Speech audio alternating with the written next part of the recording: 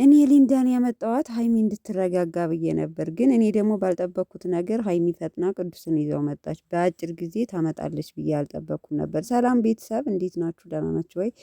እኔ በጣም ደህና ነኝ፣ እግዚአብሔር ይመስገን። ባላችሁበት ሰላማችሁ ብዝት ይበልኝ። ብሩኬ በቤቱ እንግዲህ ብሩኬ መጥቷል። ቤተሰብ እያለ ያለው በቃ ሊንዳን አምጥቼ እስከምትረጋጋ ድረስ ነበር። ከዛ ሁሉም ነገር ይስተካከላል ብዬ ነበር ያሰብኩት፣ ግን እንዳሰብኩት አልሆነም። ተሎ ብላ ቅዱስን ይዛ መጣች። ሞር ደግሞ በዚህ በአጭር ጊዜ ሀይሚ ሌላ ነገር ውስጥ ትገባለች ብዬ አልገምትም። ስለዚህ ያለውን ነገር አስረዳታለሁ። ሊዳ መታ ራሷ ታስረዳት ምን እንደሆነ ሪሌሽናችን በማለት በዚህ አጋጣሚ ግን ሶሲ ማለቴ ሊዳ ልክ እንደ ሶሲ ናት።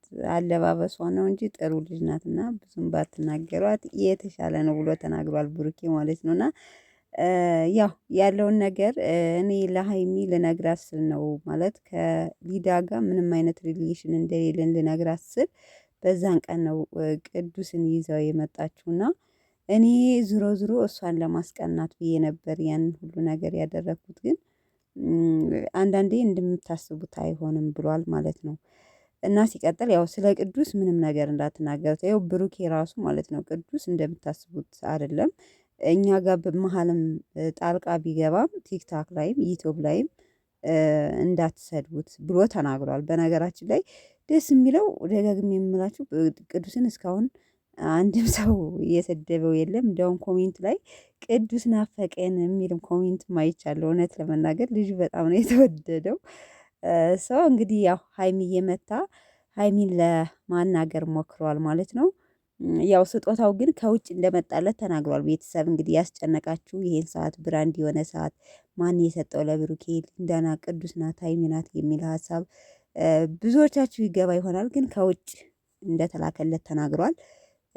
ያው በዚህ አጋጣሚ ቴንክ ብሎ ተናግሯል ማለት ነው። እና በልክ ለሀይሚ በተላከባት ቀን ነው ደግሞ ለእሷም ስጦታ የመጣላት ለብሩኬ እና ቅመሟ በቅናት ብድ ብላ ነበረ። ሊዳ ናት የሰጠችው ሆይ ምክንያቱም ለእኔ አንተ በተሰጠህበት ስጦታ ለእኔም ስጦታ መጣልኝ እና ገምቼ ነበር ሊዳ ናት ብዬ በማለት ያው ቅናቷን ብጭርጭርጭር እያደረገች ቀንተሽ ነው እያለ እሱ እንትን ሲልባት ነበር። እና በዚህ አጋጣሚ ግን ሀይሚን ማለት ሁለታችንም እልህ ውስጥ ገብተን ነበር እና ወደ ደህና ነገር ወደ መልካም ነገር ስለመለሰች በጣም ነው የማመሰግነው ብሎ ሀይሚን አመስግኗታል። እና ፉክክር ነው የገባ ነው። እሷም እኔን ለማስቀናት ለማናደድ፣ እኔም ደግሞ እሷን ለማናደድ ነበር በጣም እያደረግን ያለው ነገር እና ይህንን እንደዚህ ሀሳብ የተቀደሰ ሀሳብ ታመጣለች ብዬ አልጠበቅኩም ነበር። ስለዚህ በዚህ አጋጣሚ ቅመምዬ ቴንክ ብሎ አመስግኗል ማለት ነው። ደስ የሚላችሁ በቃ ካሁን በኋላ ተመልሰዋል፣ ኖርማል ናቸው ማለት ነው። አሁን ሊዱ መታ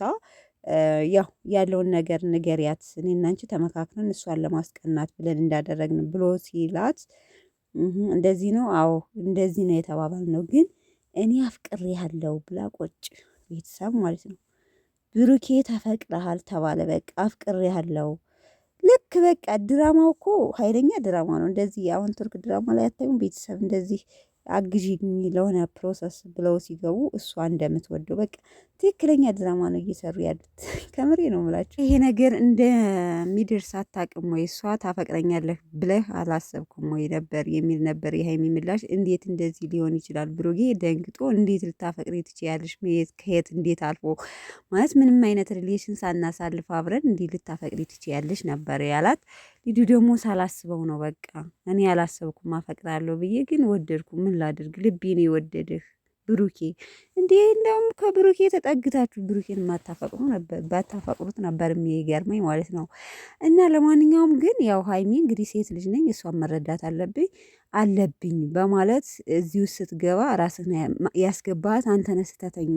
ልታፈቅር ትችላለች። ስለዚህ ሀይሚም ደግሞ ከጊዜ ሂደት ቅዱስ እንድታፈቅረው ትችላል ይሆናል አይታወቅም። እና ቤተሰቦቼ እንግዲህ ብሩኬም ሀሳብ የያዘው ሀይሚ በአጭር ጊዜ ውስጥ ብሩኬን ኒንጃ እንደዚህ ታፈቅረዋለች ብዬ አልገምትም። ግን ካፈቀራቸው ደግሞ እሱ ምርጥ ልጅ ነው፣ በጣም ደስ ይለኛል የሚል ሀሳብ ነበረ።